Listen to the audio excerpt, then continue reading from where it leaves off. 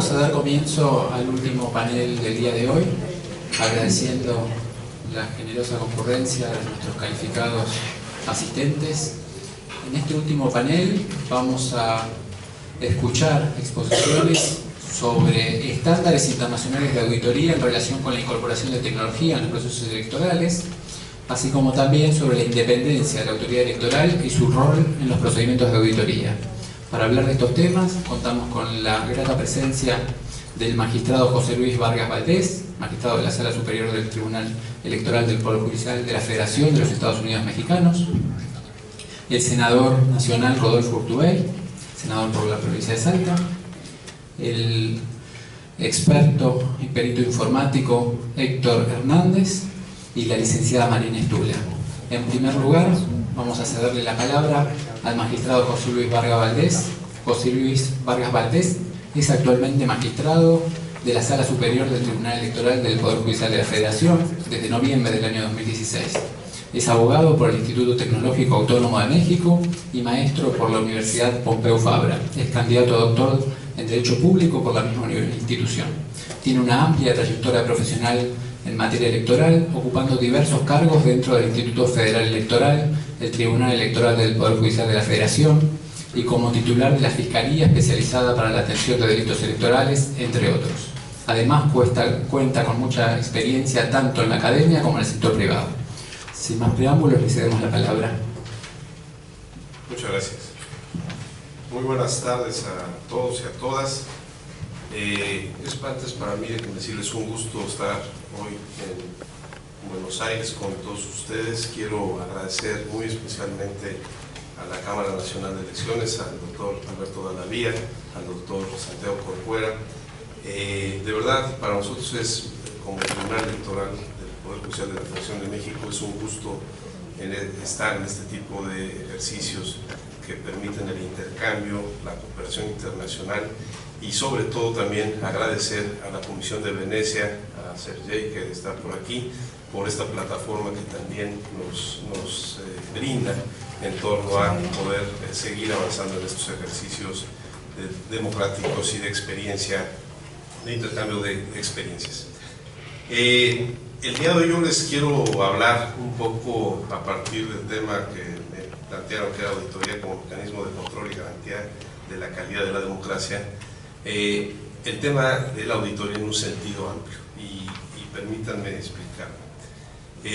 Me parece que una de las cuestiones que me gustaría que hoy les pueda yo compartir es cuál es este concepto de auditoría en torno a auditoría de legalidad que le corresponde ejercer, en este caso, a la Sala Superior del Tribunal Electoral del Poder Judicial de la Federación.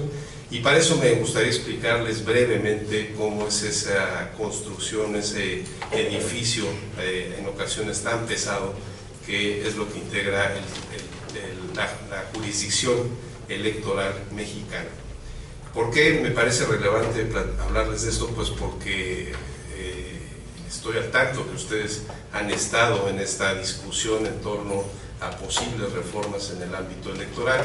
He hablado con algunos de sus compañeros de la Cámara Nacional Electoral y me parece que existen ahí algunas cuestiones que podrían llevar a reflexión en torno a esta división que tenemos en el ámbito mexicano de lo administrativo electoral y lo jurisdiccional electoral.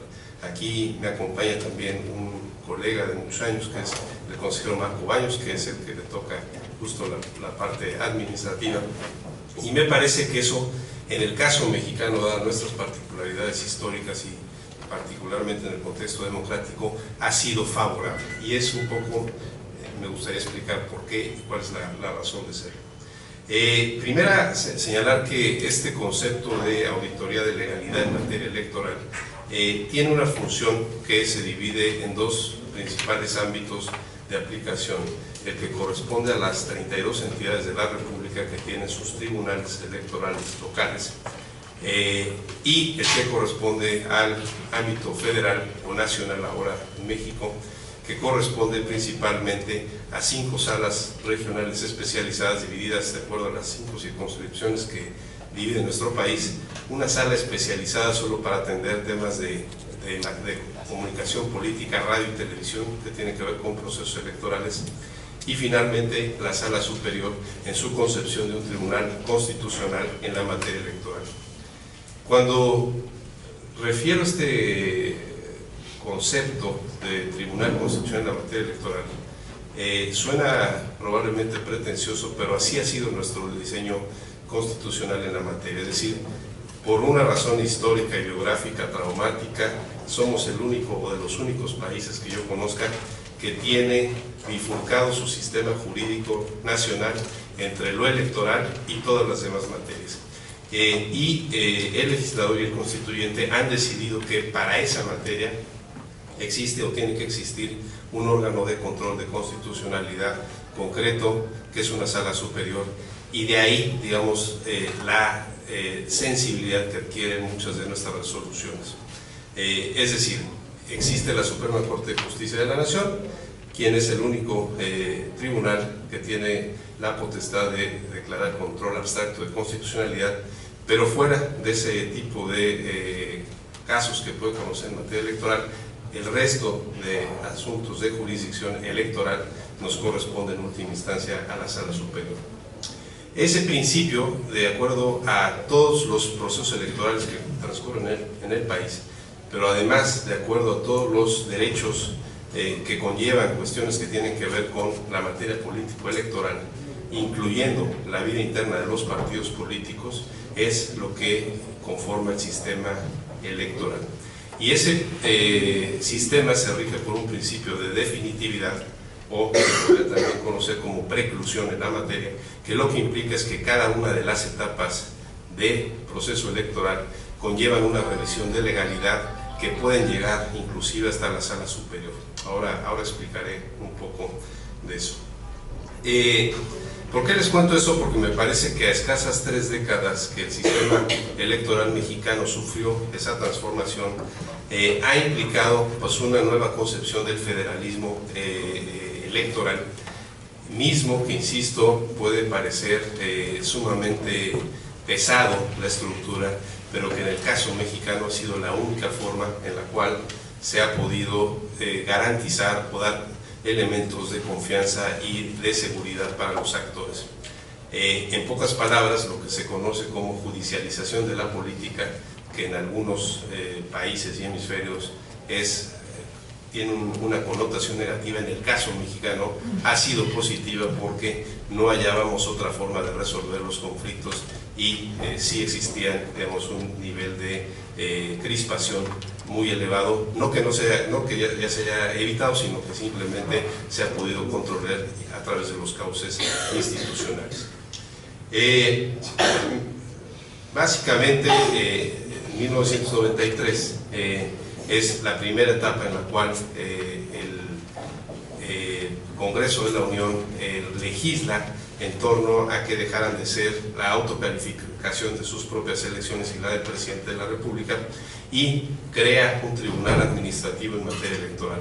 En el año 1996 eso pasa a este tribunal al cual hoy me hago referencia, y dicho tribunal, perteneciente al Poder Judicial de la Federación, se le añade adicionalmente la facultad de calificar las elecciones presidenciales, cosa que, insisto, hasta unos años antes había sido una cuestión de autocalificación por parte del Congreso.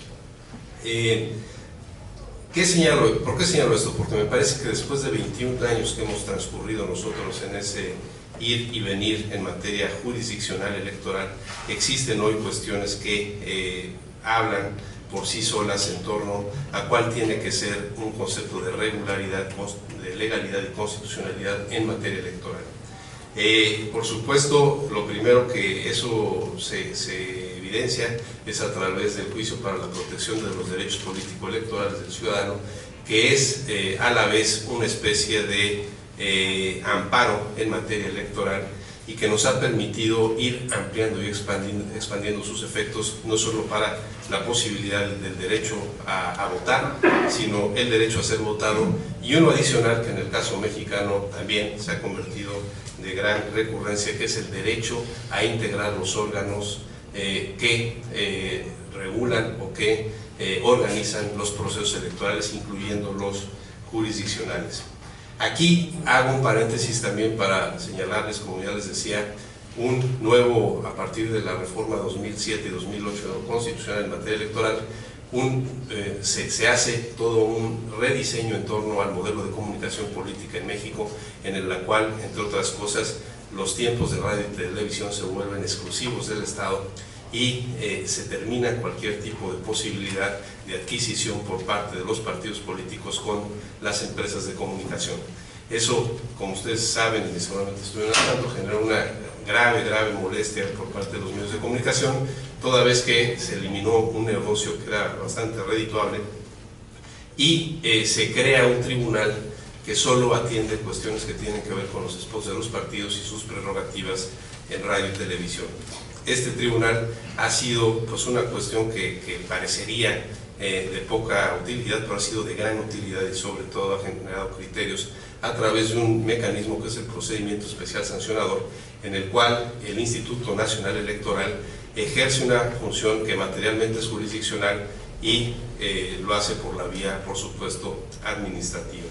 ¿Por qué les menciono eso? Porque también de ese resultado que se lleva a cabo a través de los procedimientos especiales sancionadores, la Sala Superior termina revisando para determinar si los criterios de utilización de los tiempos de radio y televisión se apegan o no a la normatividad, aquí tratando de, digamos, ponderar dos valores muy importantes. Por un lado, los que tienen que ver con equidad y legalidad de los procesos electorales y de esos tiempos oficiales.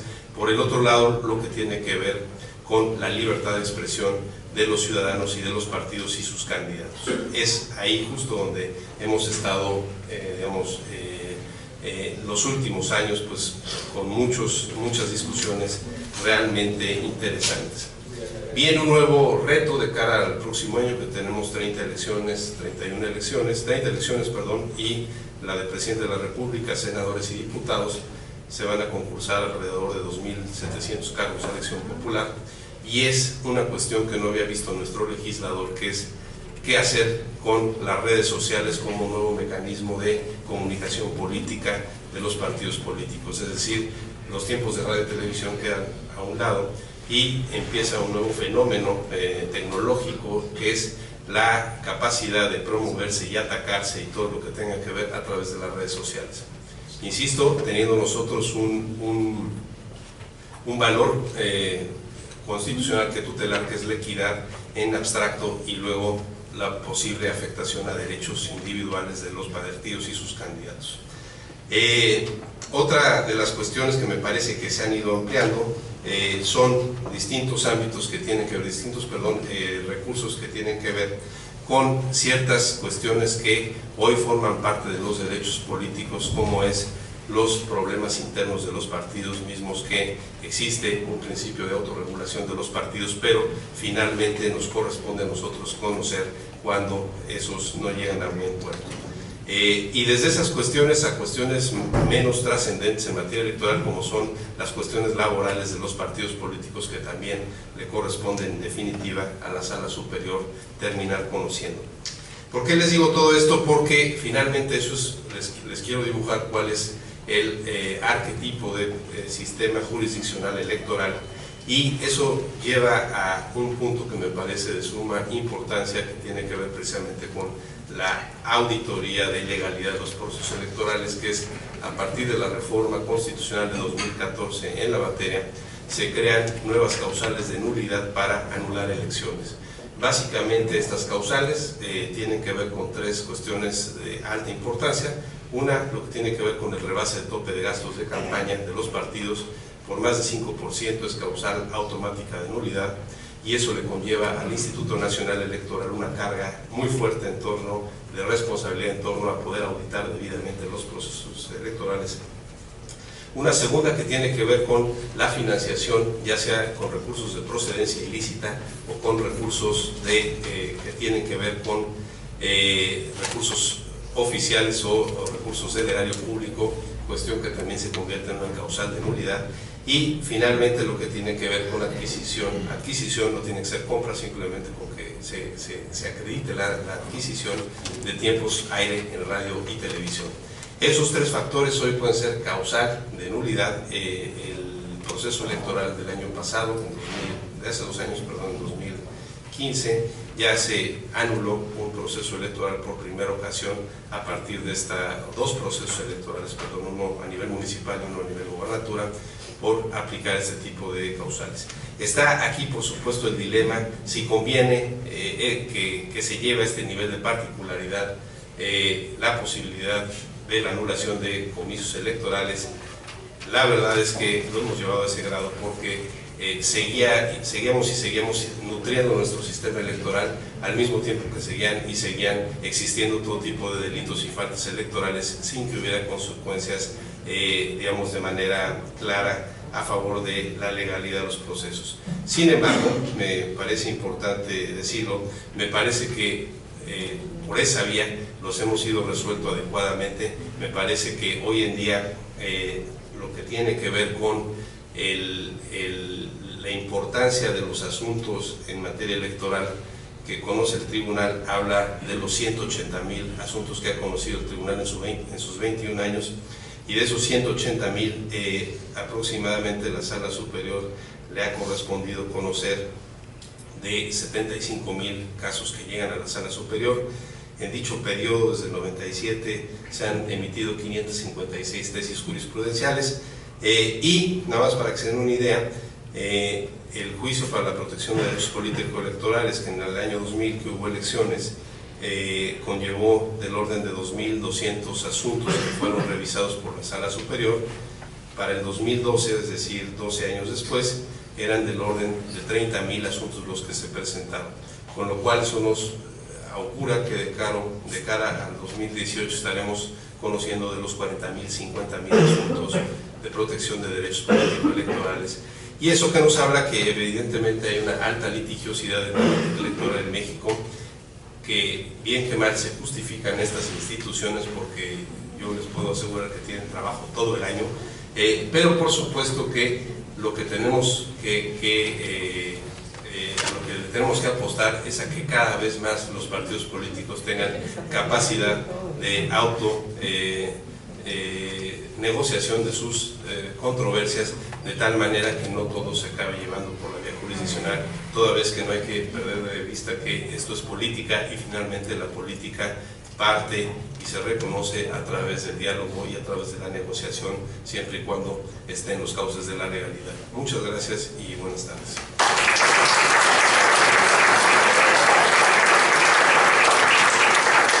gracias, magistrado, por su exposición. Ahora le vamos a ceder el uso de la palabra al senador Rodolfo Urtubey. El senador es egresado en abogacía de la Universidad Católica de Salta, ha sido apoderado del Partido Justicialista, tanto en la capital federal como en la provincia de Salta, ha sido juez nacional de Cámara en el Tribunal Oral y Criminal entre los años 1993 y 2004. Entre los años 2008 y 2009 se incorporó al gobierno de la provincia de Salta como asesor en la implementación del voto electrónico. Y en el año 2010 fue corredactor de la Ley de Primarias Abiertas, Simultáneas y Obligatorias. En la actualidad, desde diciembre de 2013, es senador nacional por la provincia de Salta e integra, por supuesto, varias comisiones, entre ellas las de asuntos constitucionales de gran relevancia en la cuestión. Senador, la palabra es suya. Muchas gracias. En primer lugar, agradecer al doctor Dalavía, que lo veo acá presente, y también al doctor Corcuera, que creo que ya se retiró por esta invitación. La verdad que una audiencia, no solamente los panelistas que están conmigo, sino una audiencia muy calificada. Pero bueno, vamos a tratar de dar una visión sobre el tema de la propuesta que Salta, digamos, concretado y que después ha sido imitada por la Ciudad de Buenos Aires y que también fue una frustrada reforma política en el orden nacional. Primero una breve aclaración. Escuchaba la exposición acá de mi colega y realmente es muy interesante, una estructura, digamos, que en términos generales es parecida a la nuestra y a todo el derecho continental. Es decir, la idea de que el proceso electoral es un acto o una serie de actos realizados por el propio Estado o por individuos de los partidos políticos, en representación de tales partidos, tanto en la órbita interna del partido como en el partido actuando para afuera en el marco de un proceso electoral, y que entonces la justicia, obviamente, así como otros tramos de la administración los controla, también ejerce el control de jurisdiccionalidad, la justicia electoral le toca, digamos, esta porción de los actos a controlar, que son los actos vinculados con el proceso electoral y con la vida interna de los partidos. Ahora, yo quiero aventurarme en otro aspecto de la cuestión, porque el título me orienta hacia ese tema, que es el tema auditoría. Digamos. Auditoría no es lo mismo que control. Tenemos esta visión clásica del control jurisdiccional, que digo, parte de la base que son actos a ser controlados. Cuando hablamos de auditoría, empezamos a pensar en sistemas a ser controlados. En realidad, la incorporación de la tecnología nos hace ver con más claridad que hay un sistema. En realidad había un sistema en el sistema tradicional, pero a todos nos cuesta verlo como sistema. Es decir, lo vemos como serie de actos a ser controlados, pero no como un sistema que puede ser más o menos transparente, que puede ser más o menos opaco, que puede ser más o menos legítimo. Fíjense que incluso las preguntas de la legalidad no responden a esta cuestión. Si uno repasa la estructura del control de legalidad de la serie de actos que constituyen hoy un proceso electoral tradicional, va a ver que uno se satisface con respuestas de legalidad del acto desde el punto de vista formal, pero puede hablar tranquilamente, y lo hemos visto en el debate de reforma política, de un sistema que no es confiable, que no es transparente, que no representa fielmente el derecho que tiene el ciudadano a expresar su voto de la manera más fiel posible en términos de no ser, digamos, poder elegir a alguien que no sea, digamos, un candidato de una lista sábana. Bueno, fíjense el concepto, lista sábana, sistema de votación, temas que no tienen que ver con la legalidad. Fíjense hasta que podríamos decir que en todos esos casos el control de la legalidad está cumplido. Y los tribunales electorales, la Cámara Nacional Electoral en segunda instancia y eventualmente la Corte Suprema nos dirán el control de legalidad está cumplido. Ahora podremos decir por otro lado, como dice mucha de nuestra ciudadanía, es un control, es un sistema que tiene defectos, es un sistema que no es transparente, es un sistema que no sirve como canal de expresión de la voluntad popular en forma más fidedigna. Y esto nos lleva al tema de la auditoría y al tema de los sistemas, digamos, ¿no?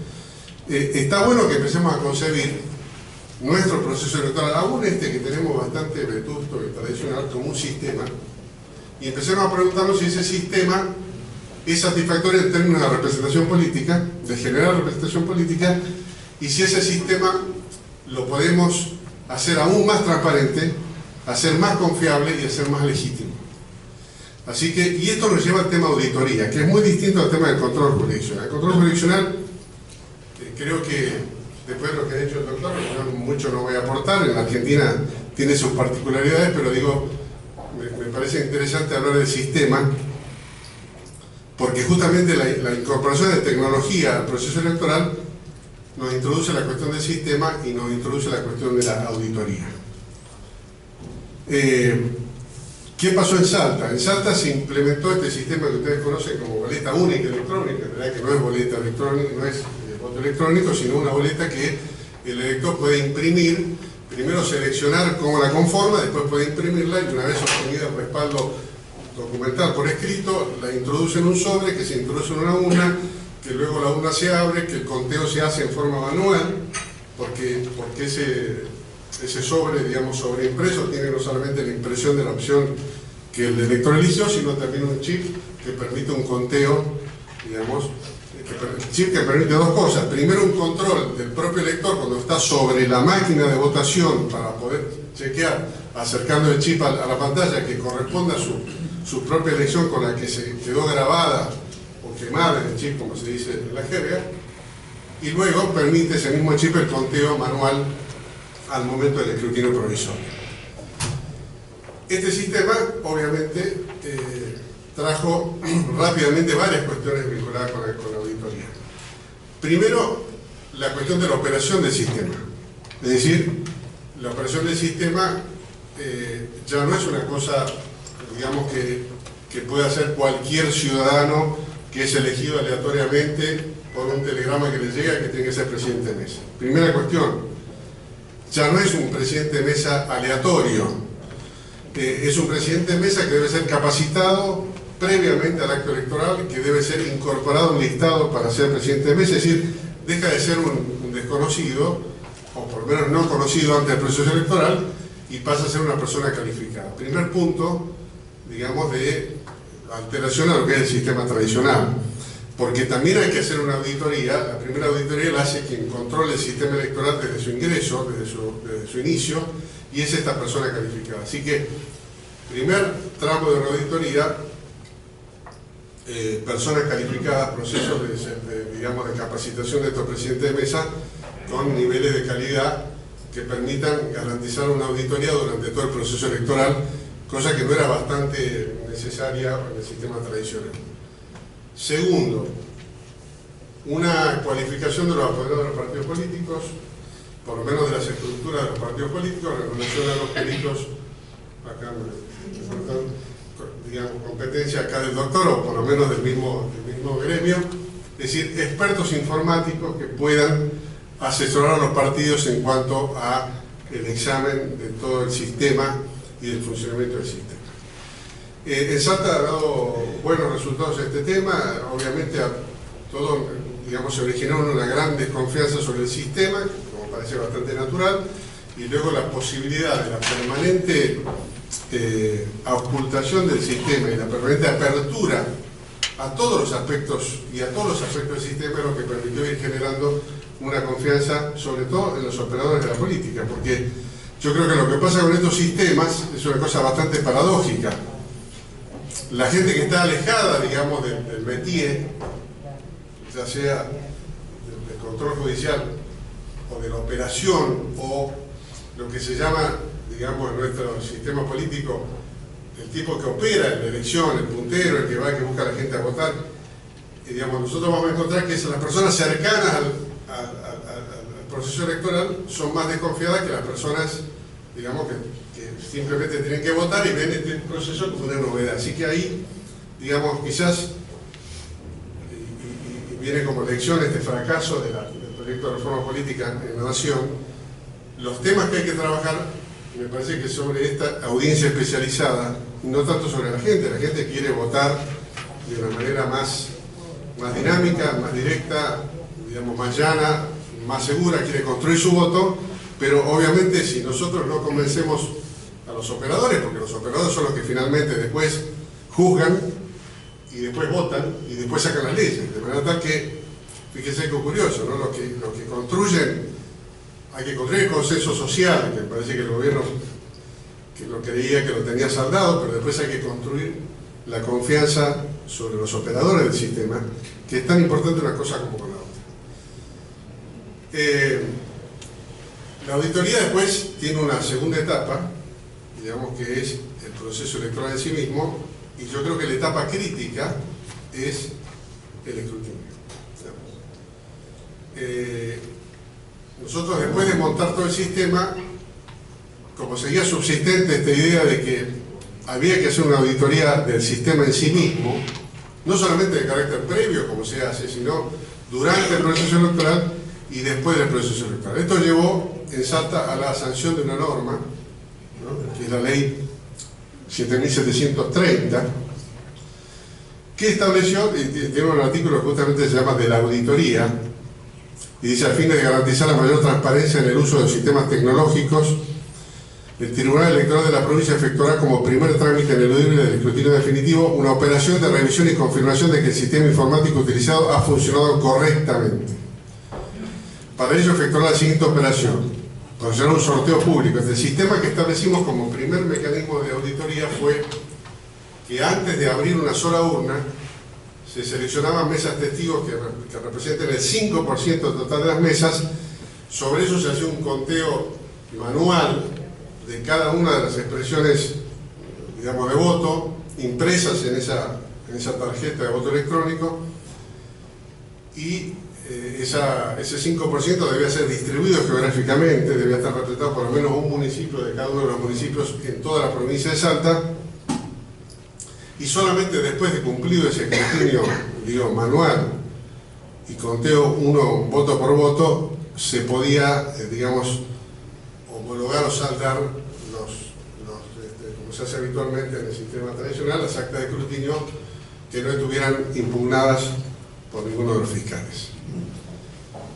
Este sistema funcionó, evidentemente se hizo así, sin embargo, digamos, no nos quedamos conformes con ese esquema.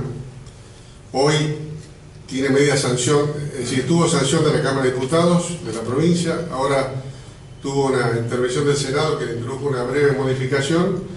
El proyecto volvió de nuevo a la Cámara de Diputados, que es una nueva ley digamos, de control del sistema de boleto único electrónico, que va mucho más allá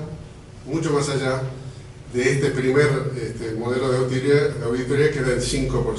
Ahora, dice el que seguramente va a ser el artículo 22, porque no creo que se lo modifique, dice: a los fines de garantizar la mayor transparencia en el uso de sistemas tecnológicos para los procesos electorales y en las operaciones de escrutinio definitivo, el Tribunal Electoral de la provincia procederá a la apertura de todas las urnas, realizando la lectura y conteo manual del texto impreso en las boletas de todos los votos emitidos uno por uno, con participación de los fiscales de las fuerzas políticas. Es decir, creemos que es posible compatibilizar la necesidad de que haya un escrutinio provisorio rápido, la necesidad de que no generar un marco de tiempo que dé lugar a especulaciones y deslegitime el proceso electoral. Y me paso a explicar. La noción del tiempo es distinta para nosotros. Yo me acuerdo cuando era apoderado del Partido Justicialista en la capital, en la década del 90, 85, me acuerdo que una elección muy reñida, donde la renovación, lo que se llamaba la renovación, ganó en capital. Yo era el apoderado de la lista de Carlos Grosso y ganamos la elección muy complicada, muy peleaguda, porque se le disputaba el poder a la UOM, que en ese momento era Lorenzo Miguel, uno de los líderes del sindicalismo peronista, que estaba en el oficialismo del partido, que había quedado congelado después de la derrota del 83. Una elección muy reñida, pero claro, yo me acuerdo ahí que los tiempos, los resultados se dieron como a las 3, 4 de la mañana, las urnas cerraron a las 6, y la noción del tiempo era distinta para todos nosotros. No existían las redes sociales, no existía la inmediatez de la información, no existía el carácter de lo instantáneo, que es lo que caracteriza a las redes. Entonces la verdad que la gente podía esperar más o menos, había márgenes para especular, que alguien pudiera adjudicarse la victoria, como es clásico, pero digamos, no pasaba tanto. Ahora, la instantaneidad de la información nos lleva a que nosotros 601 tenemos alguien o un sistema o trolls o gente que dice, bueno, ganó tal y perdió tal. Nosotros ya no podemos, frente a esta instantaneidad de las redes, dar la noticia 5 horas después. Esas 5 horas después de un proceso instantáneo de la 601 es absolutamente imposible de sostener en términos de legitimidad. Además, uno puede decir que si después de 5 horas, que es otro mundo, 5 horas, antes de salir acá, veíamos que renunciaba la canciller de la Argentina. Es decir, y hoy lee los diarios, uno lee los diarios por internet, y La Nación cambia todo el tiempo, o sea, La Nación, el Clarín, los diarios, es decir, no hay noticia que permanezca más de 3 o 4 horas en un portal informativo. Fíjense ustedes cómo vamos a sostener, digamos, un proceso electoral que demande 5 horas por el escrutinio provisorio. Digamos, frente a esta realidad de los medios y de las noticias instantáneas, es absolutamente imposible. O sea, podemos forzarlo, sostenerlo, decir que en definitiva hacemos control de legalidad, todo eso está muy bien, o sea, eso no está muy bien, pero no alcanza a la gente para, digamos, que esto sea un sistema confiable, y que le dé legitimación al acto electoral.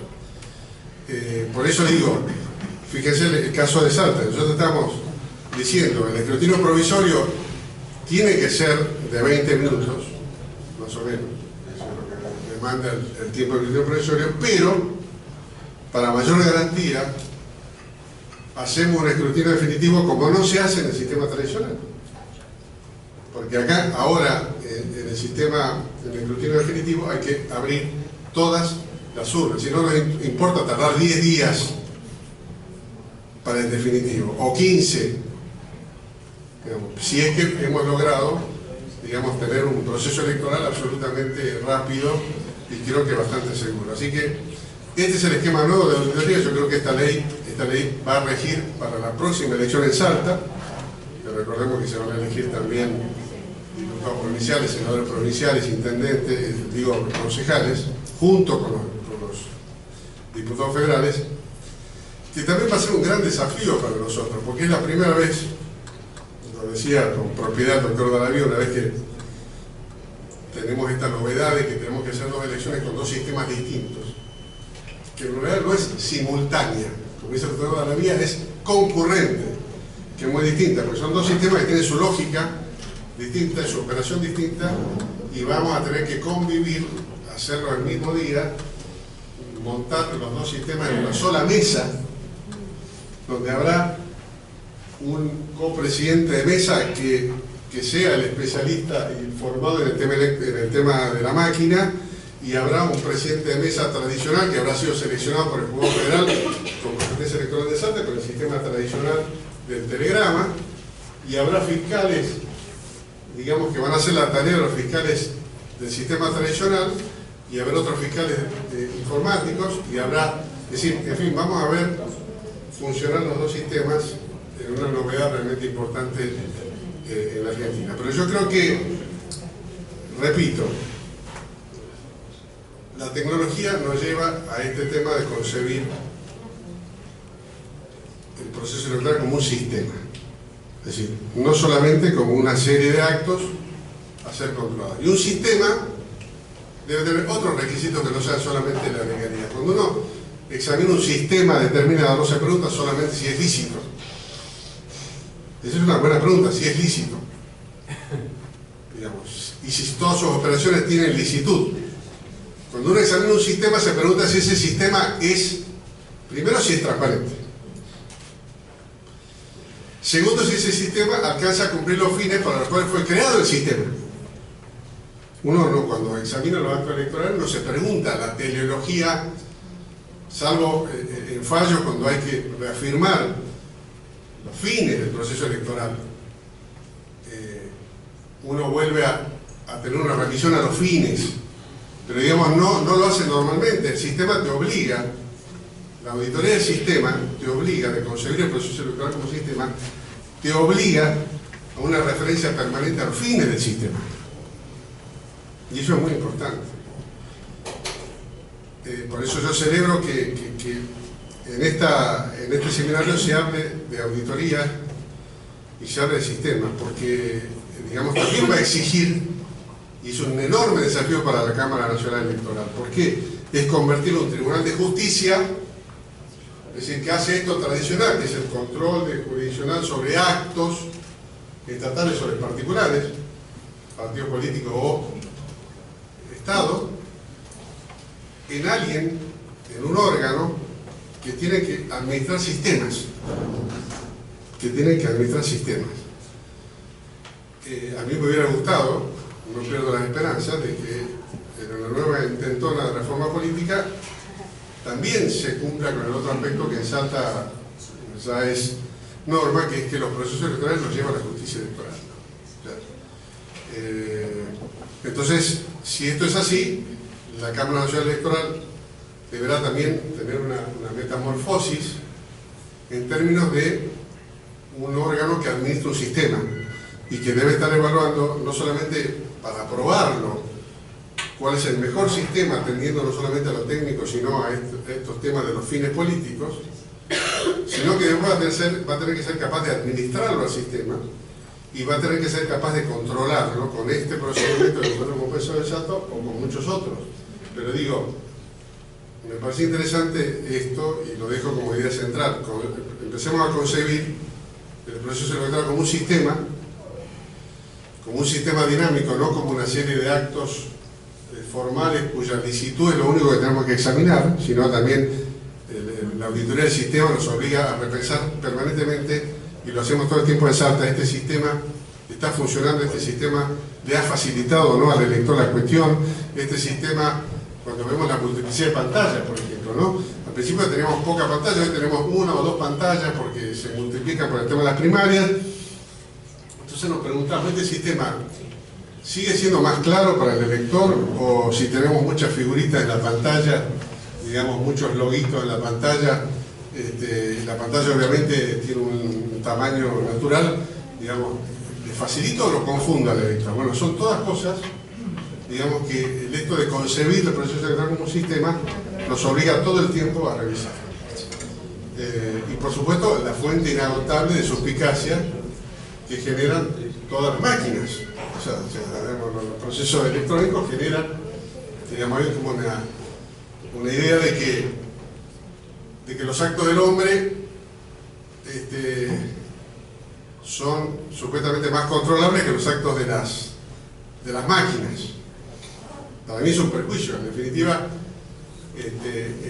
yo creo que es la voluntad del hombre, la mala voluntad del hombre, digamos, la que hace que la máquina tropiece, digamos, es decir, su introducción en su código, su operación, digamos, su hackeo. Es decir, siempre está la mala voluntad, la acción humana, digamos, la acción humana intencional, digamos, que hace, digamos, fracasar el proceso, digamos, tecnológico más espectacular que se pueda concebir. Siempre, por suerte, la inteligencia del hombre, para el bien o para el mal, siempre se surplus sobre la máquina. O sea, siempre podrá, digamos, ir más allá y hacer tropezar a la máquina. Así que me parece que el control, siempre no perdamos de vista que el control en definitiva es de la acción humana, no de una máquina inerte, digamos, que lo que tiene que hacer es responder a su naturaleza del que la ha creado, ¿no? Así que bueno, con estas reflexiones yo les agradezco y muchas gracias por haberme escuchado.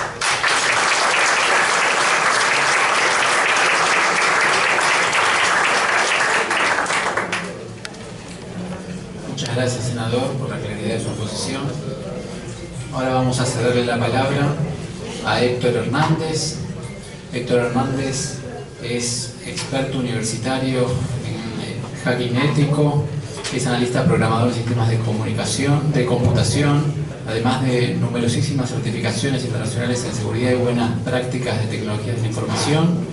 Es especialista en fiscalización de voto electrónico, docente de seguridad informática, profesor de peritaje y auditoría informática, autor del libro Fiscalización Informática del Voto Electrónico, en colaboración de otros profesionales, y es consultor internacional en voto electrónico. En este momento además es consultor experto dentro del programa de cooperación del PNUD que mencionaba el doctor de la Vía al comienzo de la jornada, para fortalecer la capacidad de auditoría de la Cámara Nacional Electoral y la Justicia Electoral. La palabra es suya. Muchas gracias. Ante todo, agradecer al doctor Ladavía y a toda la gente de la Cámara Nacional Electoral que me tratan generalmente muy bien, me hacen sentir muy cómodo, y la oportunidad de hacer en nuestro país esto que habitualmente hacemos también en el interior y fuera del país, que hemos andado por la provincia del senador viendo su voto electrónico, editando en tierras tapatías del doctor mexicano, trabajando también allá en España con un conocido suyo, Jordi Barra, que le manda muchos saludos. Entonces, hacerlo en nuestro país nos pone muy contentos. Y hacerlo en compañía de algunos colegas que ya voy a nombrar, más todavía. Entre ellas aquí, Marina Estula, que realmente para nosotros es un honor trabajar con ella. Bueno, una cosa antes de apretar una sola tecla que tenemos que recordar siempre que nosotros ponemos tecnología dentro del proceso electoral, existen riesgos. En mayor o en menor medida nosotros estamos introduciendo riesgos. Por lo tanto, si nosotros tenemos la intención de auditar eso, lo primero que tenemos que tener en cuenta es que tenemos que gestionar riesgos. Y obviamente tenemos que hablar de seguridad. Como el tema de los estándares se ha tratado y muy bien esta mañana en los paneles y durante todo el día, simplemente lo dejo así mencionado en primera instancia y voy a pasar a darle un poquito más de énfasis a lo que entendemos nosotros que se debe hacer y lo que la Cámara está haciendo a propósito de la incorporación de tecnología al proceso. Cuando hablamos de tecnología estamos hablando de todas las tecnologías, no estamos solamente centrándonos en lo que es voto electrónico, que la gente en particular es lo que más le preocupa desde el punto de vista informático. ¿Qué es lo que tenemos que hacer? Tratar de fomentar buenas prácticas. De eso vamos a hablar y, sobre todo, de cuál debe ser una estrategia que permita a la Cámara Nacional Electoral hacer lo que se debe hacer ahora. Es decir, tomar control sobre lo que pasa en el proceso electoral a partir de que la tecnología empiece a ser un actor más importante, ¿no? Cuando hablamos de garantizar la auditabilidad de un sistema, sobre todo nosotros tenemos que tener en cuenta que hay dos aspectos que se tienen así como los fundamentales. Por un lado, hablamos de verificar y por otro lado, hablamos de validar. Habitualmente se usa el tema de validar y se toma como una caja negra un sistema en donde se observa qué salidas tiene y en base a esas salidas que tiene se valida o no contra requerimientos. Cuando uno va a una empresa, habitualmente los requerimientos son mucho más definidos, mucho más formales y es muy práctico ir a validar esos requerimientos a ver si el sistema cumple con esos requerimientos. Cuando estamos en el proceso electoral hay varios tipos de requerimientos, empezando por los legales obviamente, que tienen que ver con los requerimientos que le estamos pidiendo. Y hay algunos que son funcionales también, que son requerimientos que no vienen completamente expresados y que se incorporan en cada uno de los procesos. Y es ahí donde por ahí hay ciertas suspicacias cuando nosotros solamente nos tomamos como validadores de lo que está pasando. En el caso particular de la Cámara Nacional, tiene que pasar a ser también verificación. Es decir, no se puede tomar como caja negra cualquier sistema de lo que use la Cámara Nacional Electoral dentro del proceso, sino que hay que pasar también a lo que se denomina como caja blanca, es decir, a ver cómo funciona por dentro ese sistema. Hacer una verificación de cómo funciona por dentro del sistema. Eso es muy importante. Intervienen en ello un montón de normas y de códigos de buenas prácticas que nos ayudan al trabajo que tenemos que llevar adelante. ¿Por qué? Porque tenemos que adentrarnos en lo que es el meollo de la tecnología propiamente dicho. Ya salimos un poquito de solamente mirar si el sistema hace lo que queremos que haga. Cuando queremos hablar, en este caso particular, de meter también normas, tenemos que pensar en que hay otras que son pequeños entornos que permiten gestionar todo el gobierno de la tecnología y la información. Entonces la Cámara Nacional también está incorporando su gente en estos entornos y tienen también conocimiento de lo que son los gobiernos TI, las normas que permiten y las buenas prácticas que permiten que se gestione de una manera adecuada todo lo que es la infraestructura y obviamente lo que son los procedimientos en materia electoral. Llegamos al tema crucial, un tema que siempre está en discusión, es el tema de la seguridad. Dentro de la seguridad hay algo que se denomina la tríada de la seguridad, que es cuáles son los tres elementos que nosotros invocamos cuando hablamos de seguridad. Y estos tres elementos, cualquiera de ellos que nosotros estuviéramos afectando, estaríamos afectando seriamente al proceso electoral y obviamente poniendo en duda si el sistema que estamos usando sirve o no. Entonces, la tríada de la seguridad es el eje un poco sobre el cual se trabaja dentro de lo que es el sistema. ¿Qué es lo que queremos nosotros? Que cuando se haga un abordaje desde la Cámara Nacional Electoral, se haga para lo que es auditoría y lo que es testing, que el testing es la prueba en sí. Cuando ustedes se ven validando a ver si un sistema hace tal o cual cosa, están en realidad haciendo un test o haciendo una prueba que, como dijimos, era de caja negra. Entonces ahora lo que nosotros decimos es, los test, las auditorías, necesitamos que sean por subproceso, es decir, achicar el universo que uno va a controlar y controlarlo usando la ciencia y la técnica con el estado de arte que tenemos actualmente. Es decir, la auditoría respaldada por el testing. El testing es el elemento que tienen que tener en cuenta todos los auditores que pretendan hacer que funcione eso, y que no solo funcione, sino que la gente después lo crea. ¿Por qué? Porque puede ver también los tests. ¿Cuál es nuestra recomendación? En vez de pararse a ver si el sistema un mes antes cumple con las condiciones, hay que irse mucho más tempranamente y meterse dentro del sistema para ver cómo se testea desde el punto de vista del desarrollador y ver si ese testeo que está haciendo es un testeo real o en realidad, como ocurre en muchos casos, son test que no validan nada. Porque hay muchos test que lo único que nos indican es si está bien escrito o no el programa. Y ahí a que haga lo que tiene que hacer, la distancia es abismal. Entonces, ¿qué tenemos que ver? Ir ahí para analizar de una manera adecuada cómo funciona eso. ¿Y qué es la auditoría entonces? ¿Cómo juega la auditoría? Estamos hablando de testing.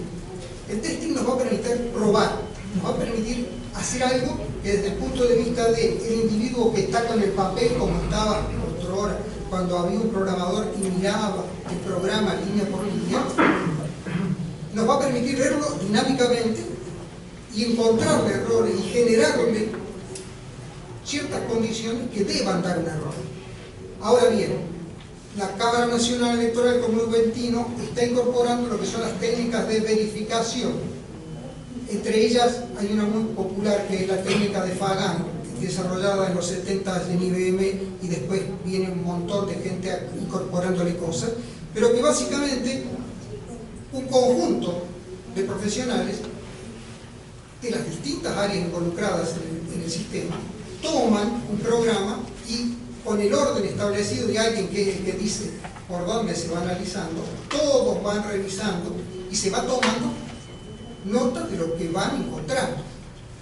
Cuando encuentran un defecto, lo importante aquí es analizar el ciclo de vida de ese defecto. ¿Qué tiene que hacer la Cámara Nacional Electoral? Y lo está haciendo. Por allá anda Gerardo Fabiano, que está por las noches leyendo bastante al respecto. Tiene que tomar conciencia de que ese ciclo de vida del defecto es un ciclo de vida que hay que analizarlo por completo. ¿Y cómo se cierra? Nuevamente con un test. Es decir, cuando alguien dice aquí un defecto, lo primero que se hace desde el punto de vista del programador, aparte de rechazarlo, decir, no, yo no puedo equivocar, aparte de eso, dice, che, lo acepto o no porque puede ser un falso positivo. Un falso positivo es algo que, de acuerdo con la técnica que estamos empleando, creemos que es un error y por ahí no es un error. O es un error sembrado por nosotros. Entre los errores que el software encuentra cuando se está testeando, están los que nosotros sembramos. ¿Por qué sembras errores? Los sembras desprofeso, controladamente, con un equipo, no lo hace un tipo al azar, para determinar si las herramientas que se están usando son correctas, y estadísticamente están reportando lo que nosotros queremos que reporten. Entonces, están los errores naturales más los que se siembran puntualmente, con actas definidas, esto vamos a sembrar. Entonces, ese ciclo de vida, lo primero que encuentra es ese error. ¿Se acepta o no se acepta como un error? Ah, sí, es un error. Bueno, es una falla. Vamos a trabajar en esa falla hasta que la resolvamos. Una vez que se resuelve, nuevamente un test y recién se cierra. Ese ciclo de vida de los defectos hasta hoy en Argentina no se trató desde el punto de vista electoral. Nadie lo hizo. Es decir, lo que se ha venido haciendo ahora es otra técnica de revisión, que es la de la exposición. Se muestra el código, la gente opina, después hay un ente que lo hace en forma particular. Ahora, los tiempos que se necesitan para hacer el testing unitario, como estamos hablando, son muchos, pero muchos meses antes, que nunca se empieza con tal alteración. Entonces, ¿qué es lo que proponemos? Arrancar más tempranamente, que seguramente va a ser mucho más cercano al error, para encontrar ahí y subsanar los problemas, y evidentemente van surgiendo nuevos problemas y nuevos errores. Un tema para no seguir poniendo énfasis sobre los errores, insisto, son naturales, son para nosotros algo de la vida cotidiana, tenemos que convivir con ellos y resolverlos. Tenemos que pasar al tema vulnerabilidades, el otro tema que aqueja muy, pero muy sensiblemente a nuestra parte de auditoría, el tema de vulnerabilidades. Hoy no es el mejor día para hablar de tecnología, no es el mejor día. O sea, cualquiera que leyó los diarios del último mes y sabe del malware que atacó a todo el mundo, decir, mira, este tipo se puso a hablar de tecnología hoy. Bueno, entonces, eso nos tiene que servir como una elección. ¿Qué pasó? Atacó un montón de gente. En la Cámara Nacional Electoral, en marzo, por ahí están los señores de la Cámara que no me van a dejar mentir, sobre todo el vocero, alertamos de esa vulnerabilidad y se investigó puntualmente esa vulnerabilidad porque era potencialmente, con todas las otras que andan dando vueltas, esa era una vulnerabilidad que podía ser un desastre. Y se analizó y se estudió. ¿Qué se aplicó ahí? Una técnica que lo que hace es tratar de, como decía Peter Drucker, mostrar aquello que es visible, pero que todavía no se vio. Hay que prever eso en materia electoral. ¿Por qué? Porque nos podemos encontrar con un problema que en realidad se pudo prever antes. Alguien que sabe mucho del tema y habla de una manera filosófica de la seguridad, habla de las sorpresas predecibles. Jamie Cano Martín, un colombiano que estudia de manera filosófica la seguridad informática, dice que hay sorpresas predecibles. Nosotros tenemos que, desde el punto de vista de la Cámara Nacional Electoral, evitar las sorpresas predecibles. Si nos cae alguna sorpresa extraña, bueno, vamos a ver cómo tratamos ese tema, pero las predecibles las tenemos que haber resuelto. Entonces, las vulnerabilidades las tenemos que analizar. ¿Y cómo hizo la Cámara Nacional Electoral para tomar esto como una lección? La gente de la Cámara Nacional recibió el código fuente de todo lo que es el malware que se distribuyó a nivel mundial y lo analizó por completo en todos sus hilos. Que créanme, es una lección para quienes estamos en informática. No se enseña. ¿Por qué? Porque aparte usan algunas de las revelaciones que salieron de la NSA, que ya es aquel robo gigantesco que hubo de tecnología. Esos scripts están en esos famosos malware, pero realmente son una lección. ¿Y para qué lo estudia la Cámara Nacional Electoral? Para saber de qué tiene que cuidarse. Porque no sabes de qué tienes que cuidarte, empezar a rezar. Entonces lo que hace es analizar el código con todos sus hilos, simultáneamente haciendo un análisis de todo el entorno para ver qué infectar. Realmente una lección. Lo ha usado. No quiero tampoco que se piense que estamos hablando solamente de la vulnerabilidad esa que pasó y echándole todas las tintas encima a una de las marcas. Todas las marcas tienen alguna vulnerabilidad, por eso mostramos de un ente súper competente que todas las marcas alguna vulnerabilidad tienen, por lo tanto es algo con lo que hay que convivir. Por lo tanto, otro tema que hay que tener es una adecuada gestión de cambio. ¿Cómo se resolvió el tema? Con un cambio competente. ¿Qué hizo la Cámara Nacional Electoral? Elaboró una guía que se podría utilizar o que se debía haber utilizado si en este proceso teníamos máquinas trabajando con el sistema operativo. Una guía completa de cómo se resolvía el problema. Eso es una manera de contribuir a una gestión de cambio adecuada. Cuando se va a actuar sobre el incidente, actuar de una manera que uno sabe que está bien. Otro tema que hay que tomar en cuenta y que también nos sirvió como ejemplo este tema del malware. Cuando yo ejecuto, siempre se habla del programa que hace, en realidad, la elección, se hace el escrutinio, el que permite hacer la escogencia del voto. Bueno, por debajo de ese hay un montón de otros programas y es una pila de artefactos, así le llamamos, la que se ejecuta para que recién se ejecute el de arriba. Está el sistema operativo, hay un montón de librerías y demás, y por encima está el sistema todo. Entonces hay que contemplar las vulnerabilidades de todo y hay que contemplar el análisis de todo. Por eso la Cámara, en su propuesta y en su análisis de área, contempla especialistas en sistema operativo, la parte de seguridad, la parte de gestión de cambio, la parte de testing y la parte propia de auditoría, que es transversal a todo lo que se vaya ejecutando. Existe, como dije, en el primer momento riesgo. Creo que hay que tener un sector de riesgo que analice los riesgos de toda la plataforma que se está usando. ¿Y por qué esto? Porque desde el punto de vista electoral, a diferencia de la empresa, no hay un mañana. A mí si esta noche me llaman de cualquiera de las empresas, nosotros hacemos gestión también de tarjetas de crédito. Están, saben que si usted va a comprar, una señorita a comprar o va el señor acompañando, va al súper y compra y la tarjeta no funciona, es un escándalo, a la noche se pelea todo el mundo, entonces, y llaman a la tarjeta, gran lío. Ahora, ¿qué pasa? Nosotros le podríamos decir, mañana lo resolvemos, y si lo resolvemos mañana, en 2 o 3 meses, a lo mejor se olvidó la señora que no te insulta más. Ahora, en el proceso electoral no hay el mañana. El proceso electoral se va a ejecutar ese día y tiene que estar y llegar el software en condiciones. Por eso es que tenemos que tomarnos el tiempo suficiente para hacer todas las pruebas. ¿Y por qué aparecen los defectos? ¿Y por qué por ahí vemos algunas cositas en el software que dicen, ¿por qué el software tiene este defecto? Porque en ese gráfico que ustedes están viendo ahí, intentamos mostrar el ciclo de vida del software, desde que se desarrolla hasta que alcance el grado de maduración. En algún momento, quien desarrolló el software tiene que decir, está en condiciones, y vos como auditor tenés que decirle, usalo. El tema es, ¿cuál es el momento? ¿Cuál es el momento ideal para que el software se eche a andar? Y ese momento de liberación, generalmente, no es el momento de maduración. Y no es porque el software sea malo, es porque justamente ese software es bueno, va a haber gente que lo va a usar más tiempo y lo vamos a estar mejorando, y el grado de maduración no va a ser el día que yo lo entregué a producción, sino va a ser mucho más adelante. Ahora, también va a haber fallos. Entonces hay que tener en cuenta cuál es el momento en que yo lo libero. ¿Cómo tomo la decisión de liberarlo? Y como en muchos casos la decisión se toma solo validando, porque la urgencia me lo dicta, porque las fechas ya no me dan para más, entonces se produce ese bache que hay entre el momento de la liberación y el momento de la maduración, que ahí está expresado como la deuda técnica.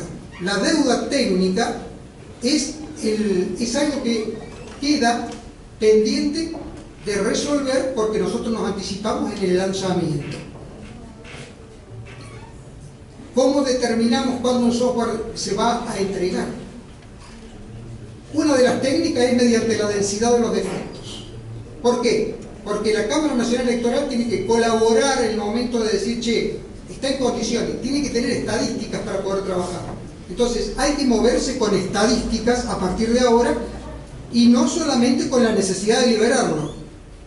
Un ejemplo que puse ahí es cómo se hacen las empresas cuando van a largar un nuevo paquete. Cuando van a largar un nuevo paquete se hace este tipo de estadística que normalmente mira la densidad de defectos medido generalmente en cada 10.000 líneas de código o cada 1.000 líneas de código según la densidad que estén acostumbrados a medir.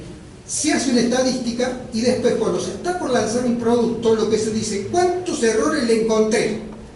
Y en función de cuántos errores le encontré, si el desfasaje entre los errores que encontré y los que tenía históricamente es menor al 0,5 y no encontré ninguna falla, entonces puedo liberar el software. Porque un tema que no puedo cerrar sin decir es que cuando yo determino que hay 0 errores, es cuando más me tengo que preocupar si soy un tester. Cuando dicen, el software tiene 0 errores, los actores que tenemos son el testing, el auditor, quien lo lleva adelante, y los fiscales, que era lo que el doctor decía, los fiscales informáticos partidarios. Todos los demás deberían mirar celosamente. El de testing tiene que salir corriendo a reformular sus tests para estar seguro de que el testing que está haciendo es correcto. Porque en muchas ocasiones la falta que tenemos nosotros de encontrar errores es porque el testing dejó de ser efectivo. El testing naturalmente, por más que tratamos de hacerlo perdurable, pierde efectividad con el tiempo. Y entonces tenemos que mejorar nuestra capacidad de testing. ¿Qué quise ponerle ahí? En el inicio del proceso de testing va a haber una pérdida de tiempo muy importante que va a ser cuando haya que definir todos los casos de test que se van a usar en el software. Todo ese tiempo después en las sucesivas lecciones se va a poder reutilizar y vamos a poder trabajar mucho más cómodo. Pero en la primera etapa va a haber un tiempo que lamentablemente es grande, que tiene un costo y recién se puede hacer el testing. Y después empieza el proceso de testing donde yo puedo encontrar errores. Cuando encuentro errores, como ven ahí, que lo que está en rojo, lo que se suele disparar después de eso es la reparación, la refactorización de ese proceso. Y fíjense lo que está a la derecha, que arriba está en celeste, y dice inicia el testing de regresión. Es otro tema que hoy las autoridades electorales no están trabajando. Y es el hecho de que ante un evento que se produzca y un error que se subsane, hay que ir a correr todos los test previos para ver si ese error, al subsanarlo, no afectamos otras áreas. Entonces, sobre eso no se está trabajando. Entonces, ¿qué es lo que hay que hacer? Tener un correcto test de regresión para poder controlar al proceso. Y por último, vamos cerrando de a poquito, si no me corren, si yo automatizo ese test, fíjense que los tiempos se van solapando. Entonces, el estadio final debería ser testing, auditoría y automatización criteriosa del testing. Criteriosa del testing. Esta imagen es la que le comenté hace un ratito. Si veo 0 errores, a no alegrarse, a tratar de buscar errores. Contrariamente a lo que todo el mundo cree, cuando se hace un análisis, una validación un mes antes de la elección, 2 meses antes de la elección, todo el mundo dice, ¡ay, superé todo! Todo el mundo está contento. Contrariamente a eso, el tester es exitoso si encuentra errores.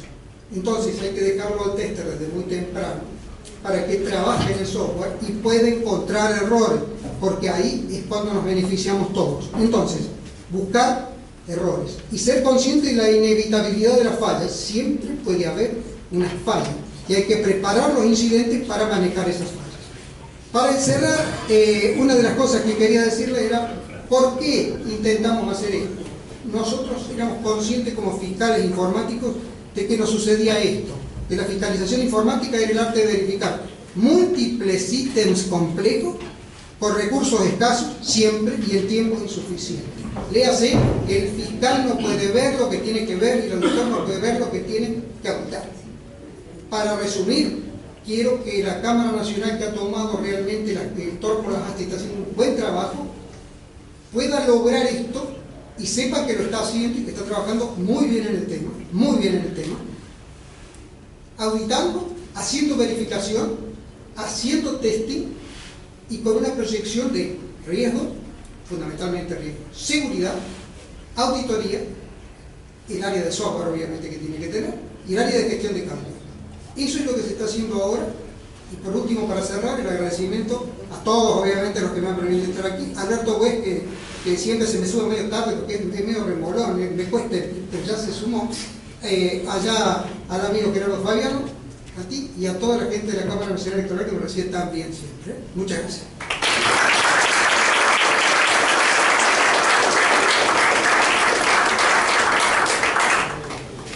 Muchas gracias, Héctor, por la exposición. Les pido disculpas, tal vez soy un poco exigente con los tiempos, pero vamos a tratar de honrar el compromiso que tenemos con el público que nos está acompañando hasta tan tarde. Bueno, para terminar con este panel, todavía nos queda una panelista. Luego, no, solo cambiado. Estaba dejando lugar a Para cerrar este panel, le vamos a ceder la palabra a la licenciada María Inés Tula. María Inés es doctora en Derecho de la Universidad de Buenos Aires, magister en Ciencia Política por la Universidad de San Martín, licenciada en Ciencia Política por la Universidad de Buenos Aires, es investigadora con CONICET, con sede en el Instituto de Investigaciones Gino Germani, se dedica a temas de reforma política, partidos políticos, sistemas electorales y participación política de las mujeres, entre otros.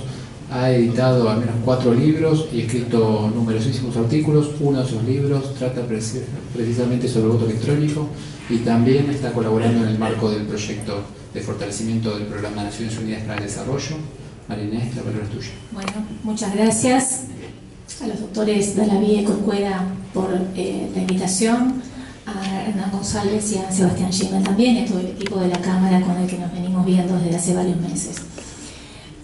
Soy la última, pero en realidad voy a empezar con preguntas que deberían haberse hecho al principio de este panel, que es una preocupación compartida que tienen todos los órganos electorales y que la pregunta inicial es ¿cómo hacer que estos sean confiables?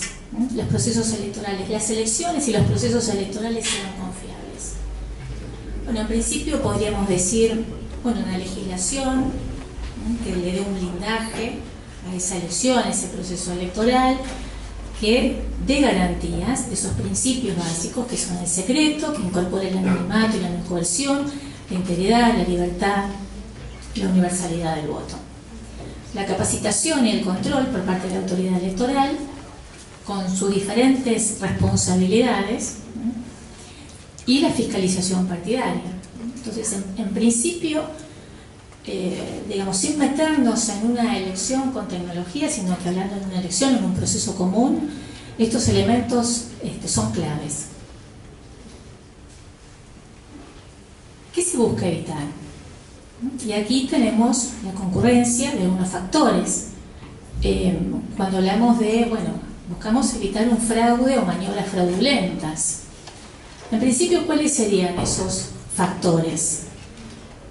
Que individuos o grupos cometan fraude, y eso, digamos, está en el comportamiento de los individuos.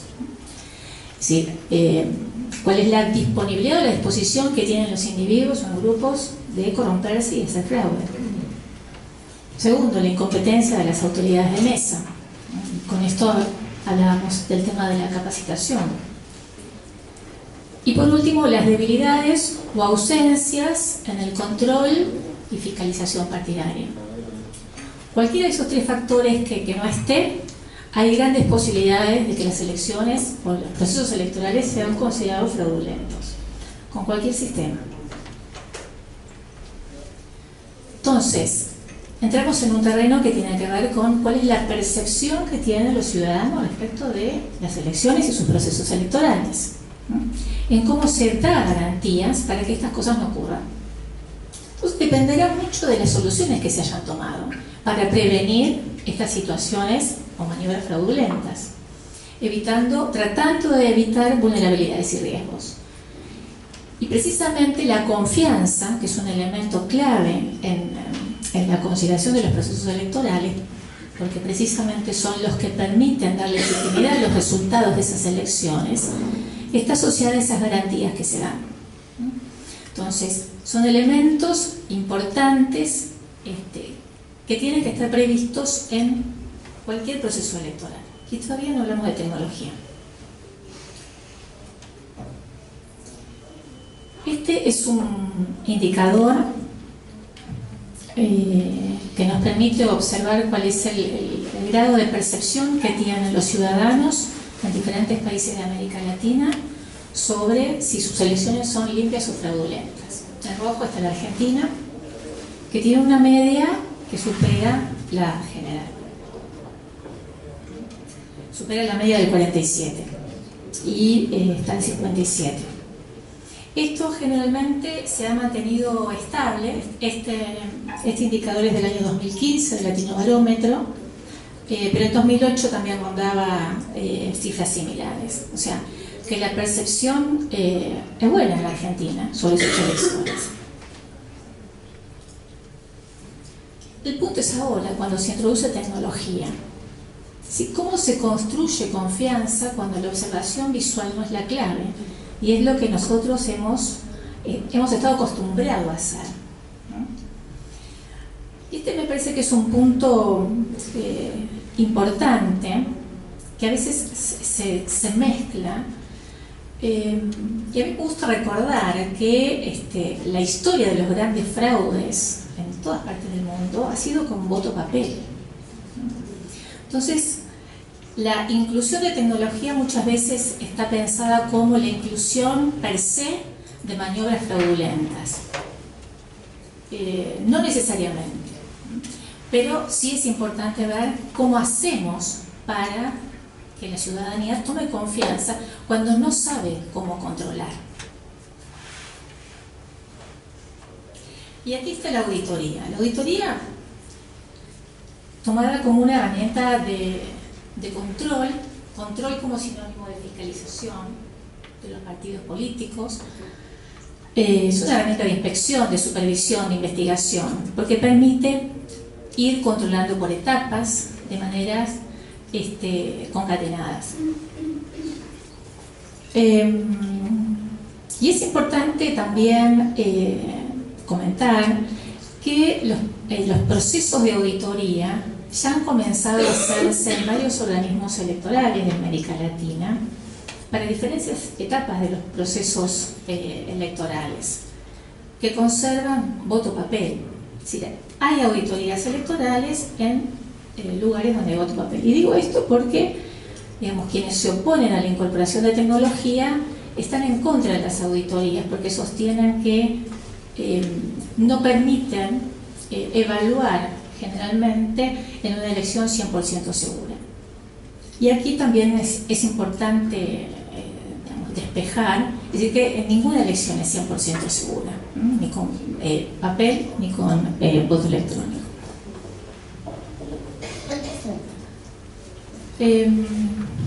Si bien estas auditorías en los procesos electorales ya se vienen haciendo en varios países, podemos nombrar por ejemplo Ecuador, Colombia, Bolivia, México también, como nombraba aquí.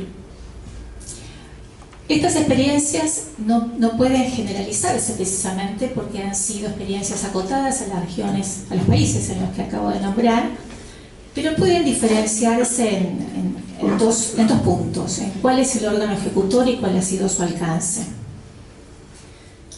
Y estas auditorías, como decía, heterogéneas en los distintos países de América Latina, en cuanto al órgano ejecutor, bueno, ha sido muy variado quienes las han llevado adelante, a través de contrataciones por empresas privadas, los propios organismos electorales, que son los que han tomado la iniciativa de llevarla adelante, o los organismos del Estado, como por ejemplo sería aquí la Auditoría General de la Nación.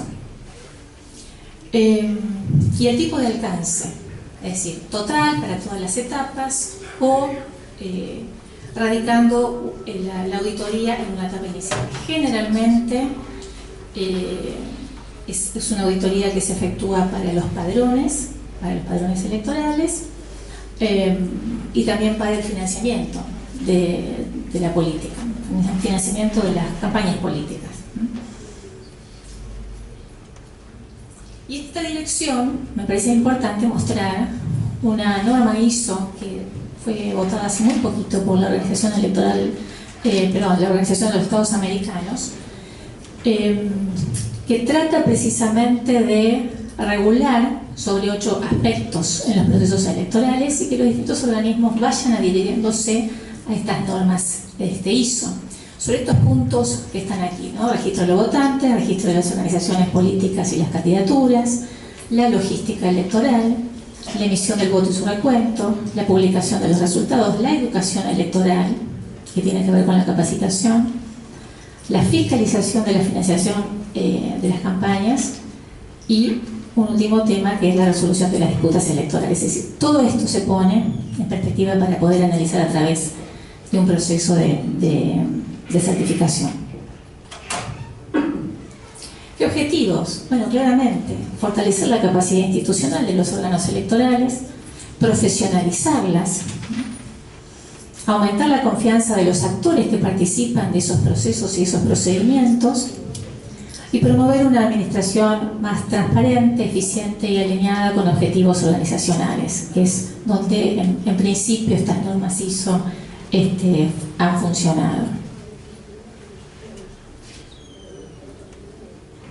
Ahora viene el tema de la tecnología. Hablamos de las auditorías electorales, es algo que ya se viene practicando en varios países de América Latina.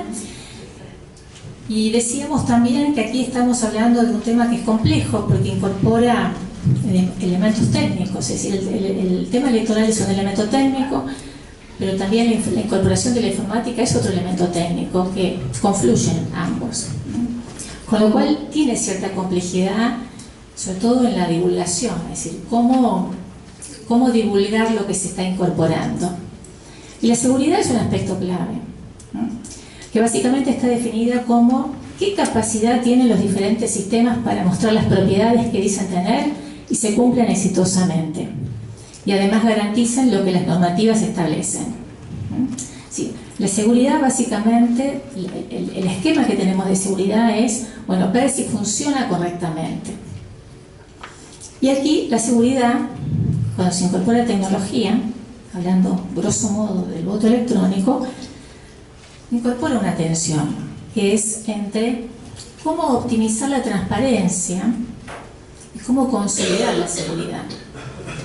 Sobre todo cuando a mayor transparencia implicaría una pérdida precisamente de la seguridad en cuanto a el secreto del voto, que no se puede violar. Es decir, el problema que tiene el voto electrónico es hasta dónde se avanza sin perder el secreto del sufragio. Y ese es el principal tema que hay que resolver, y que obviamente se trata de cómo se compatibiliza, cómo lograr ese equilibrio entre esta tensión.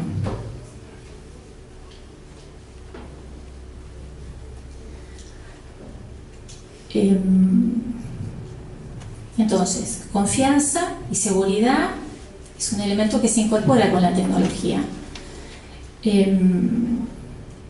Entonces se requiere, para poder brindar confianza, de una estructura que sea visible, es decir, una normativa que permita observar a los ciudadanos que se está haciendo algo para garantizar ese proceso electoral con esa inclusión de tecnología. Y que obviamente lo que se espera es que funcionen correctamente. Pero esa estructura tiene que ser visible. Esto es palpable a través de normas, a través de reglamentos.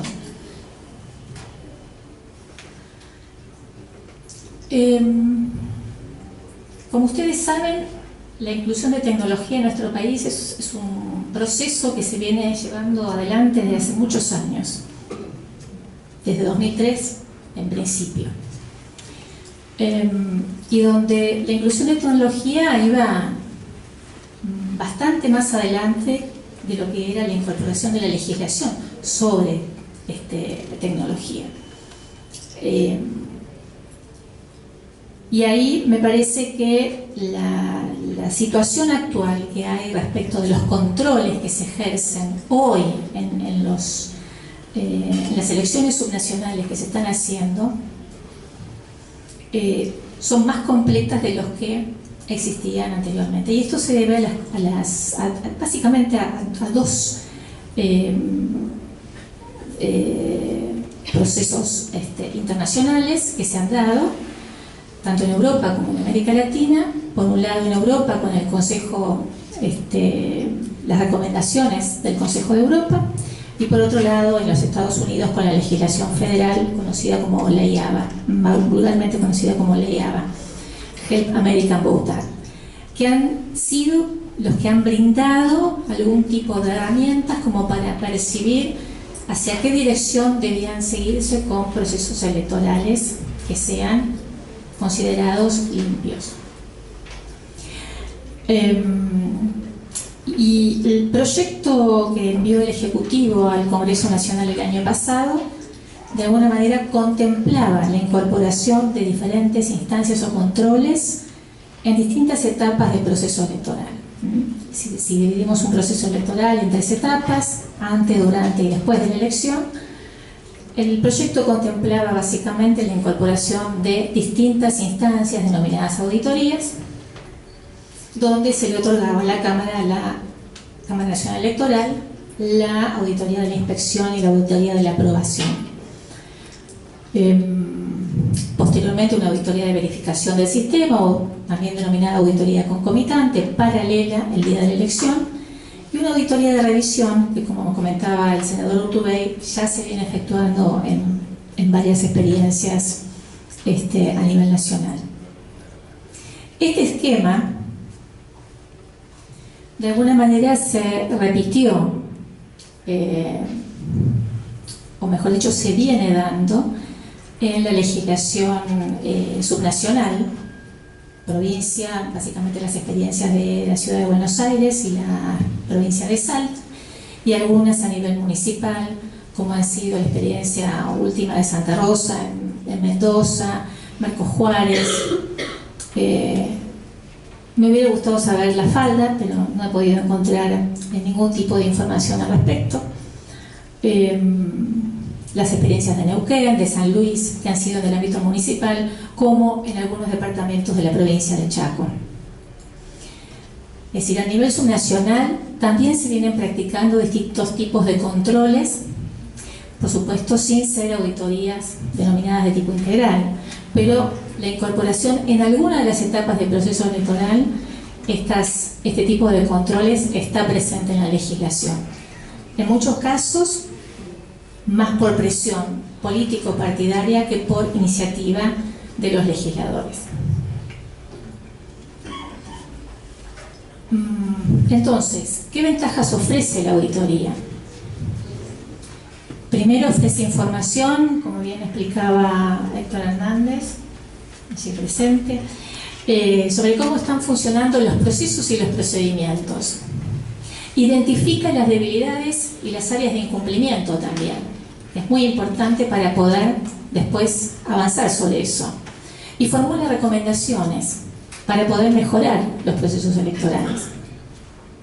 Y un tema que no es menor, incrementa la credibilidad del proceso.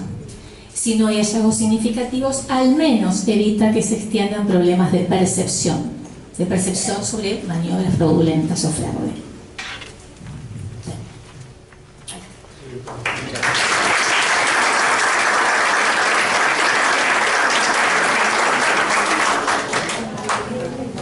Muchas gracias a todos los expositores. Ahora sí, abrimos un breve espacio para algunas preguntas. Nos había pedido la palabra. Doctor.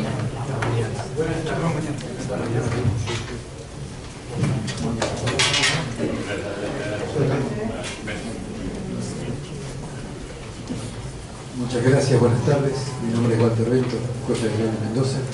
Es para el senador Rodolfo Urtubey. La pregunta es, desde que se implementó en Salta la boleta única electrónica, ¿cuál fue la mayor complicación que se acuerde, que hayan tenido y de qué manera se solucionó? Sí, yo recuerdo el tema de las filas y del tiempo frente a la máquina en los primeros ensayos, que eran ensayos parciales, digamos, se empezó un sistema de mucha gradualidad y entonces había un tiempo de votación, digamos, se había acelerado muchísimo el tiempo de escrutinio, digamos, por el tiempo de votación. Al principio parecía, incluso me acuerdo que hubo un informe del CIPEC en su momento que hizo la primera evaluación y fue bastante crítico en ese punto, ¿no? Parecía que se tardaba mucho en cada elector tardaba mucho más frente a las opciones, digamos, de la pantalla que en un cuarto. Pero bueno, esto se fue, es notable esto, pero se fue digamos, solucionando con la práctica, es decir, capacitación práctica, confianza digamos, se fueron incorporando y hoy realmente, digamos, ese tema que era uno de los temas, se puede decir que un punto flaco ha quedado resuelto.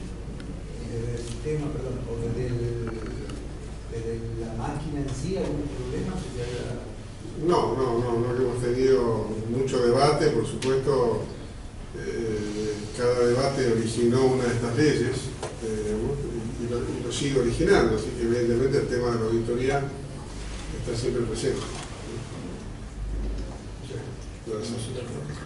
Sí, perdón, para Rodolfo Julio Urtubey, acá se está planteando algo que realmente habría que pensar de la legitimidad de las últimas elecciones que tuvimos, porque se hicieron dentro de esa referencia, de ese marco. La gente decía que iba a votar a través de lo que se expresó, que era para... perdón. Que había pensado, ¿me escuchan ahora sí? Sí, que había, era el voto electrónico, no era el voto electrónico, era la boleta electrónica. Bueno, la gente repetía, y no solamente la gente que no puede saber otra cosa, como quieran llamarla, sino directamente a través de los medios. Ahora, ¿cómo lo hacían? Con un carácter de no aclarar a la gente, cuando hay acá gente profesional que puede entender, más allá que no esté en la profesión de la electrónica y demás, donde no hay gente a lo mejor para comprender los bits y todo este tipo de cosas. Yo no estoy tratando de decir por repetir lo que dijo acá María Inés Tula, que la comparto en el 80%. No voy a repetir eso. Pero te pregunto, si esto es un problema de ley o es un problema, como la gente cree, que es de la computadora, para así decirlo. Te hago una pregunta, ¿cuál es tu evaluación? No, para mí no es un tema, evidentemente hubo un tema de comunicación, pero yo no voy a, me parece que excede el objeto de esta reunión.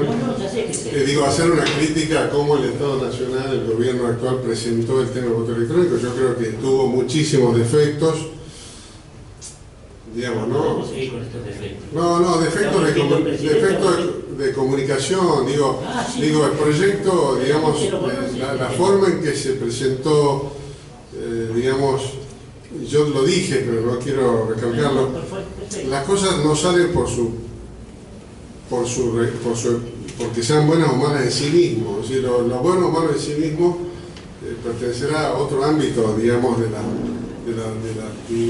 disciplina. Acá, digamos, el sistema había que haberlo políticamente convencido a la población de que esto era el sistema, y no hubo realmente no hubo, como decimos nosotros en política, no hubo una militancia política del cambio de sistema.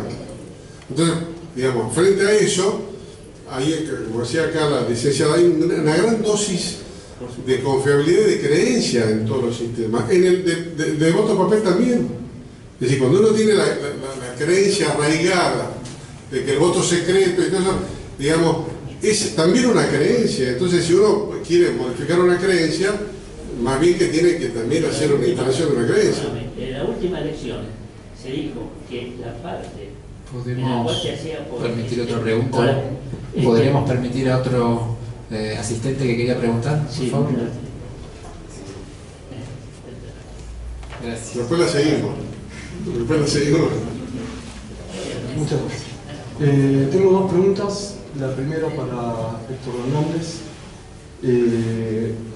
Se genera siempre una disyuntiva, digamos, entre la divulgación del código fuente de un sistema informático para hacerlo transparente y la propia seguridad de ese sistema informático al divulgar el código fuente. ¿Cómo se llega a un equilibrio en ese caso? Y para Urtubey, quería que me explique un poco cómo son los casos de contingencia en caso de fallas de hardware o de corte de luz o de cuestiones así en las escuelas. Bien, pues en cuanto al tema de la divulgación del software, es un tema que habitualmente lo comento cuando doy mis charlas y mis alumnos me escuchan hablar permanentemente del tema. Es una medida que han tomado muchos países y que puede contribuir o no. Lo que nosotros, particularmente, y en todo lo que son mis cátedras lo tengo, siempre tiene que estar a disposición de todos los actores del proceso electoral. Tiene que existir la posibilidad de que no solo la autoridad electoral tenga acceso, sino todos los fiscales partidarios tienen que poder participar y tienen que participar y conocer de esto que estamos hablando, de el testing, la auditoría, del software y de las pruebas que se hicieron sobre el mismo. Y obviamente la participación de entes como son las universidades, los colegios, los consejos, que puedan colaborar como un ente ajeno al tema. Y todas las instituciones siempre, lo que es OEA, PNUD, etcétera, siempre colaboran con el tema, haciendo revisiones, aportes y demás. Pero sobre todo, creo que tienen que estar a disposición y tiene que existir, y lo hemos fomentado y lo hemos hablado con la Cámara, un escenario en donde se pueda mostrar y probar para que vengan los expertos, así no sean de un partido, expertos que trabajen en el tema, que conozcan el tema, porque esto contribuye. O sea, particularmente pienso que lejos de ser una amenaza, contribuye el hecho de que se vea el software, el hecho de que la gente haga observaciones sobre el software. Una cosa que no llegué a decir por el tiempo era que hasta se suele favorecer y promover el hecho de la programación de pares, es decir, que no sea un solo individuo el que programe, sino dos, razonando, no chateando, sino razonando ambos sobre lo que están haciendo, y después que lo vean la mayor cantidad de gente posible. Pero para eso hay que tomarse el tiempo hay que hacerlo con el debido tiempo, con esa antelación, porque si no, no lográs ni una cosa ni la otra. Si yo te lo muestro, vos sabés que el tiempo para revisar código es una cosa que realmente lleva mucho tiempo, muchas horas de trabajo, que si se hace ordenadamente se puede. Y todos los actores del proceso deben tener acceso al código. Perdóname, entonces, para no cansar a la gente, porque ya fue bastante todo esto, yo quiero decirte, para vos que sos aparentemente técnico y todo esto, ¿qué es un problema de redes o es un problema de la máquina? Porque la gente votó a lo que decía la boleta electrónica. Bueno, a ver, tenemos... La última estoy hablando, no es la boleta electrónica, porque yo me puedo meter en cualquier lugar de la red y hacer el cambio de tablero. Seguramente se podrá seguir la charla. Se lo cierro para que se quede con en dos palabras, se lo cierro, en dos palabras. Claro, en dos palabras. Siempre que hablemos de boleta electrónica, de voto electrónico, desde el punto de vista tecnológico, es lo mismo. Hay que hablar de voto electrónico. Y desde el punto de vista de las vulnerabilidades de redes, si está offline, es otra cosa. ¿No? Y aprovecho a hacer una acotación importante. El tema voto por internet, que hablamos esta mañana, que quedó colgadito, quería hacer una acotación. Ahí sí hay que tener mucha prudencia con estas vulnerabilidades nuevas que tenemos. Vamos con las últimas dos preguntas que habíamos. Gracias. No, brevemente.